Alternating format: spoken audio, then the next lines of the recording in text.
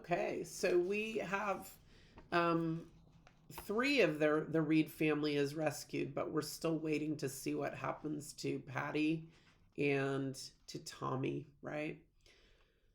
All right, so they're back. They're at this house, but this family named the Sinclairs started letting all of the people that were being rescued stay at their house. Right? They were just really nice people, and they lived near Sacramento, and they started letting survivors of the Donner Party stay at their house.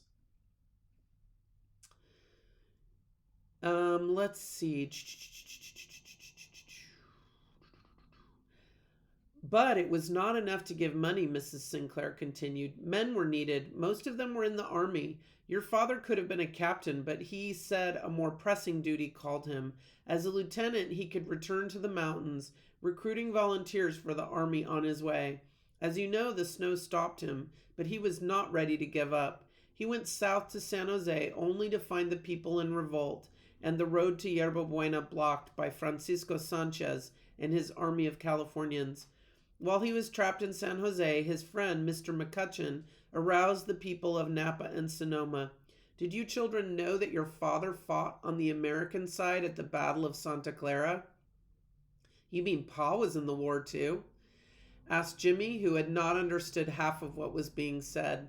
Only in the last battle. So there was a battle to make California part of the United States.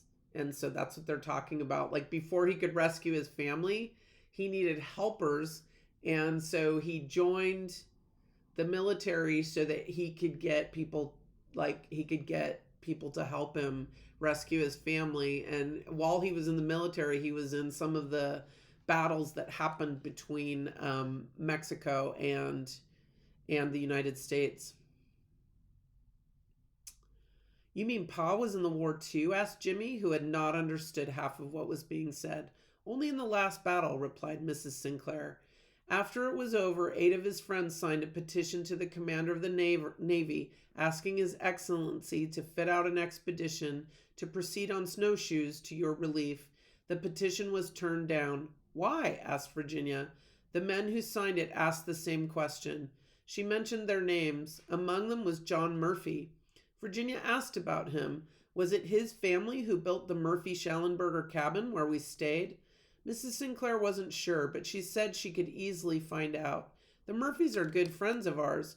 John lives in San Jose, she explained, but he often visits his brother, who has a ranch 30 miles south of here on the Cosumnes River, where it joins the Cosumnes River. They emigrated from Missouri shortly after their mother died. Their father brought them along with the Stevens party 3 years ago. John, Ellen, and Daniel came on by way of Lake Tahoe and claimed that they were the first white people to see it. That lake is somewhat to the southeast of where you were. I suppose they could have stopped at your cabin, but more likely it was John's brother Martin. His wife was expecting a baby. Little Elizabeth Yuba Murphy was born at another camp on the Yuba River before the party was finally rescued in the spring of 45. John helped to organize the rescue party, so he knows what your father is going through. I'd like to meet him someday. Is he married too? Virginia inquired. So she ends up marrying him. I'm going to ruin the story for you, but she's asking all about him, and she kind of is curious about him. And they're going to end up meeting and falling in love and getting married. I'd like to meet him someday. Is he married too? Virginia inquired. Mrs. Sinclair smiled. No, but he's very popular among the ladies. If you're looking for a husband, you might do worse. Virginia wasn't exactly looking for a husband. She had done some dreaming, but what girl didn't dream of the man she would one day marry? A few talented women like Tamsin Donner planned other careers, such as teaching or writing, but in 1847 most girls expected to devote their lives to the all-important task of raising a family. It was a pattern set by mothers and carried on by daughters for generation after generation. Would Virginia be the only daughter left in the Reed family to carry it on? Patty had dreams too. She used to act them out, pretending that her dolls were her children. Suddenly, for no reason that she could understand, Virginia burst into tears. It's the strain of not knowing what's happening up in the mountains, Mrs. Reed explained. Mrs. Sinclair had just been talking to keep them from worrying. Virginia knew that now. She was being so kind that it hurt. Captain Sutter, the Sinclairs, the people at Johnson's Ranch, the men like John Murphy who had signed petitions, and many others had tried to help. But her father was trying the hardest. Even now he was risking his life to bring in the very people who had banished him. He wasn't going just for Patty and Tommy. He would have gone anyway, just as Big Mac was going, even though he knew it was too late to save the baby he had left with Mrs. Graves. They would be lucky if they saved any of the people in the Graves and Murphy cabins. Saving the Donners would be harder still. Only in the Breen cabin was there hope that all would be brought out alive.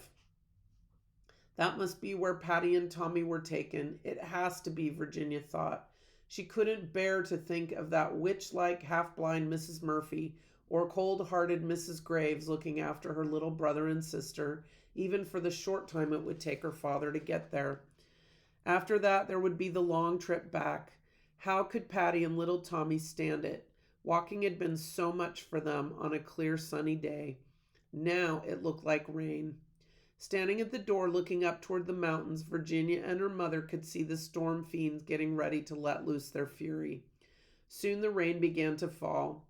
The pitter-patter of the raindrops sounded innocent enough, but they knew from bitter experience that if it rained in the valleys, it would snow in the mountains. In imagination, Virginia was up there again, suffering all the old agonies once more, up there beyond the line of the foothills. It was still winter. It was winter in her heart, too, as she thought of her father going back, perhaps too late. Like Mr. Breen, she looked up at the sky and hoped for a miracle. She tried to pray, but what was the use? She knew deep inside that her prayers could not change the weather. They would only give her the feeling that she was not alone in her trouble. "You're not alone in your prayers either," Mrs. Sinclair told her. "Your father made friends all over California, especially here and in the Santa Clara Valley. His friends in San Jose won't forget him. They will be praying for his safety at the mission." "They might better be out there in the snow helping him," Virginia said bitterly. And then she felt that it was an answer to their prayers when her father finally did come in. Patty and Tommy were with him, still alive but in pitiful condition. Mr. Reed had frozen his feet so badly that he had to be helped from his horse. With him was Solomon Hook, Jacob Donner's 14-year-old stepson. There, too, Virginia soon discovered one other survivor. When Patty was being put to bed, Mrs. Reed had found a little bundle hidden in her clothing. She called Virginia over to see it.